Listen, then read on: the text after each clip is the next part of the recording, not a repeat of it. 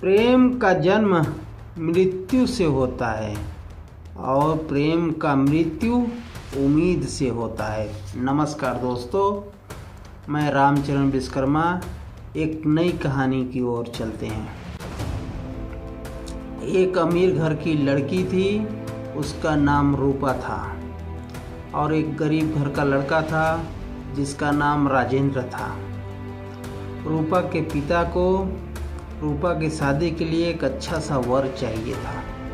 वो कई महीने की तलाश करते करते राजेंद्र के पास गए। राजेंद्र को देखा तो रूपा से शादी करने का निर्णय कर लिया। फिर रूपा को जाके सब बात बताई। रूपा को जब सब बात पता चली कि मेरा पति कंगाल है और गरीब है, मैं उससे शादी करूं, ये कैसे संभव हो सकता है। अपने पिता से झगड़ा कर ली, पर पिता ने उससे बोला, बेटा अगर तू शादी नहीं करेगी तो मैं मर जाऊंगा, तुम्हें उससे ही शादी करना पड़ेगा। पिता की बात सुनकर रूपा शॉक हो गई। बोली, ठीक है पिताजी, मैं कर लेती हूँ शादी, आप मरना मत, क्योंकि मेरे लिए आप अनमोल हो। उसने अपने पापा का हाथ थामा और उस घर चले गए जहाँ पे राजेंद्र रहता था। राजेंद्र के घर जाकर उस लड़के से बोली, आप मेरे पति होने वाले हैं, लेकिन एक बात ध्यान रखना, आप पति बनने की कोशिश मत करना और मुझे पत्नी भी मत समझना।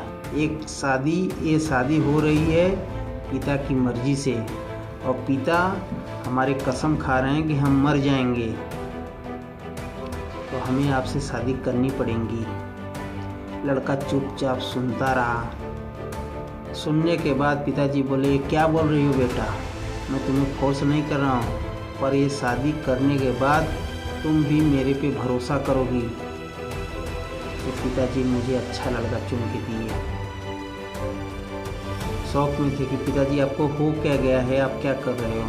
लड़का भी शौक में, आप क्या कर रहे हो, आपकी बेटी तैयार नहीं है मुझसे शादी के लिए, आप भी, और आप उसे फोर्स करके मुझसे शादी के लिए हाँ करवा रहे हो, तो अच्छी बात नहीं है पिताजी। कैसे कैसे वो दोनों मान गए शादी के लिए। शादी हो गई। कुछ दिनों बाद पापा का बिजनेस था, एक कंपनी थी। उस कंपनी में बेटी अपना काम करने लगी मालिक के तौर पे, और उसका पति एम्प्लॉई, छोटा से छोटा एम्प्लॉई के तौर पे काम करने लगा। काम करते करते, और जब रूपा अपने पति को देखती थी उसे गुस्सा आता था कि ये कौन सा लड़का मेरी ज़िंदगी में आ गया है और नौकरों वाला ज़िंदगी जी रहा है, और ये मेरा पति है। उसके ऊपर गुस्सा करती थी। लड़का चुपचाप सुनता रहता था, सहता भी था मन ही मन। एक दिन रूपा का बर्थडे आ गया। उसके पिताजी ने बड़ी धूमधाम से पार्टी रखी और सबको इनवाइट किया। शहर के बड़े से बड़े अमीर लोगों को, रूपा की सहेलियों को, सब लोगों को निमंत्रण दिया और बुलाया बर्थडे पार्टी पे। रूपा, तुम्हारी शादी भी हो गई, अपने पति से इंट्रोडक्शन भी नहीं कराई, और आज बर्थडे भी मना रही हो। यार कम से कम इंट्रोडक्शन तो कराओ, तुम्हारा पति है कौन। रूपा शर्मा गई और अपने पापा की ओर गुस्से में देखी। फिर अपने आप को शांत की, फिर अपने पति को बुलाई, राजेंद्र यहाँ आओ। राजेंद्र आया उसके पास, बोला, हाँ रूपा बोलिए क्या बात। तो अपने सहेलियों के सामने उसका जलील चालू कर दी। उस लड़के को जलील करना चालू कर दी। इतना जलील की लड़का रोने लगा और अपने ससुर के पैर पकड़ के बोला, मेरी गुनाह क्या है, मैं जलील हो रहा हूँ आपकी बेटी से। आपने बोला शादी करने के लिए, मैंने शादी की, पर इस तरह से जलील होना मुझे अच्छा नहीं लग रहा है पिताजी। पिताजी उसके रूपा के देखे, उसके आंखों में आग गुस्से से शांत हो गया। माहौल शांत हो गया, पार्टी ख़त्म हो गई, सब अपने अपने घर चले गए। लड़का भी उदास होके अपने घर चला गया। फिर अगले दिन ड्यूटी पे सब लोग को जाना था। रूपा भी गई कंपनी में, लड़का भी गया कंपनी में काम करने लगा। ऐसे ऐसे धीरे धीरे कई महीने बीत गए, सब लोग अपना अपना काम कर रहे थे। एक दिन रूपा ऑफिस से निकली तो राजेंद्र ने देखा कि मेरी पत्नी मतलब रूपा बहुत टेंशन में है, क्या बात है। तो उसने सब लोगों से पूछा क्यों टेंशन में, क्या टेंशन हो गई उसको, और उसको समझ में नहीं आ रहा था वो क्या करे। फिर उससे रहा नहीं गया तो रूपा से पूछा, रूपा आप क्यों इतना टेंशन में है, मुझे बताओ। रूपा बोली, जो टेंशन मेरे अंदर है तुम सॉल्व कर सकते हो क्या। उसने बोला, एक बार बोलो तो सही, देखते हैं, हो सकता है तो कर देंगे। रूपा बोली,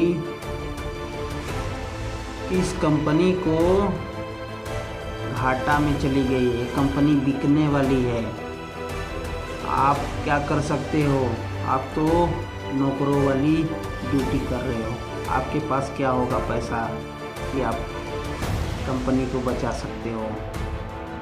उसके पति ने कहा ठीक है रूपा, आप जाइए, हम देखते हैं। रूपा चली गई। फिर वो पति रूपा के सिस्टम पे बैठा और पूरा सर्च किया, कहाँ पे घाटा हुआ, कैसे घाटा हुआ, सब सर्च करने लगा। तो उसने सब कुछ सर्च किया, वो भी फिर चला गया घर से लौटा अगले दिन तो रूपा भी आई, वो भी आई ड्यूटी पे। रूपा के केबिन में गया, बोला, देखो ये प्रॉब्लम बहुत बड़ी नहीं है, मैं इसे सॉल्व कर देता हूँ, पर ये टाइम लगेगा, 1-2 महीने तो जाएगा सॉल्व करने में। प्लस आपको अगर हो सके तो मेरा साथ दो, मैं ये प्रॉब्लम सॉल्व करके देता हूँ। रूपा से उसका हस्बैंड बोला। रूपा भी हंस के बोली, ठीक है करो, हम भी देखते हैं। तो करने लगा, कई टेंडर भरने लगे। वो टेंडर भरने लगा, टेंडर उसको अपने दिमाग के बल से लेने लगा।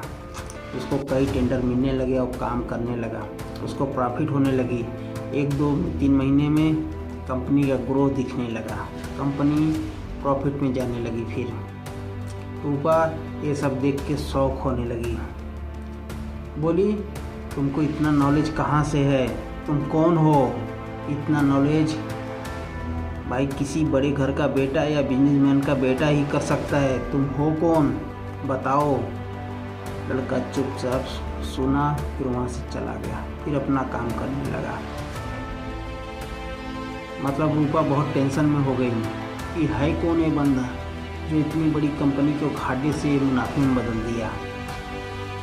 तो अपने पिता के पास गई रूपा, बोली, पिताजी, जिस लड़के से मेरी शादी कराए हो वो कौन है, आज वो कंपनी घाटे में थी, आज 2-3 महीने में कंपनी का प्रॉफिट करके दिया है उसने, कैसे किया वो सब, वो कौन है, मुझे बताओ। आप कुछ मुझसे छुपा रहे हो पिताजी। तो बुलाओ अपने पति को, बताता हूँ वो कौन है। रूपा ने फ़ोन किया अपने पति को। तो उस दिन उसने अपने पति को, पति देव जी आ जाओ हमारे घर पे।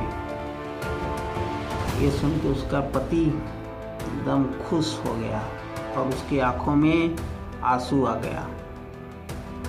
वो गया घर, उसके पिताजी ने बैठे और बताने लगे सब बात कि ये लड़का का बाप मेरा दोस्त था और एक कंपनी मेरे दोस्त की थी, उनको कैंसर था, वो मर गए, फिर उनका परिवार पता नहीं कहाँ चला गया और हम बहुत ढूंढे इतने बड़े शहर में, पर ये लड़का मिला नहीं, न इसकी मम्मी मिली न तो कोई मिला। मैं इस लड़के के पास गया जो मेरा दोस्त लॉकेट पहनता था, वो लॉकेट इसके गले में देखा तो मुझे उस दोस्त का ख्याल आ गया। मैंने पूछा, ये किसका है बेटा? ये लड़का बोला, मेरे पिताजी का है। मुझे तब भी यकीन नहीं हुआ। मैंने कहा आपके पिताजी का फ़ोटो है? ये लड़का दिखाया, फ़ोटो दिखाया अपने पिताजी का। तब मुझे यकीन हो गया और मैं तभी से शादी करने का निर्णय ले लिया तुम्हारा बेटा, क्योंकि बिजनेस वाले का बेटा बिजनेसमैन ही होता है। क्योंकि बिजनेसमैन का बेटा हमारी कंपनी को जब घाटे में जा रहा था तब तुम्हें मैं डायरेक्टर बनाया था और मुझे पता था ये लॉस में जाएगा, और इस कंपनी को बचाने वाला सिर्फ यही लड़का है, क्योंकि इसके पिता में जो हुनर है इसके बेटे में भी ज़रूर होगा। तो लड़का भी सुन के शौक हुआ, क्योंकि उसके लिए भी ये अनजान बातें थी और लड़की के लिए भी अनजान बातें थी। लड़का भी रोने लगा कि मेरे पिताजी को क्या हुआ था, मैं छोटा था, मुझे पता नहीं। तो लड़की के पिता ने सब रो रो के बात बताई और लड़के के आंसू गिरने लगे। लड़की भी रोने लगी कि पापा आपने जो किया बहुत अच्छा किया, कितने समझदार आदमी से मेरी शादी कराई, और मैं इस अपने पति को खरा खोटा सुनाता रहा, और इतना माइंड होने के बाद भी हम समझ नहीं पाए पापा आपको। सब लोग रोने लगे, फिर शांत हुए, माहौल ठंडा हो गया, सब लोग अपनी अपनी ज़िंदगी जीने लगे अच्छे से, और हमारी कहानी समाप्त हुई। धन्यवाद दोस्तों।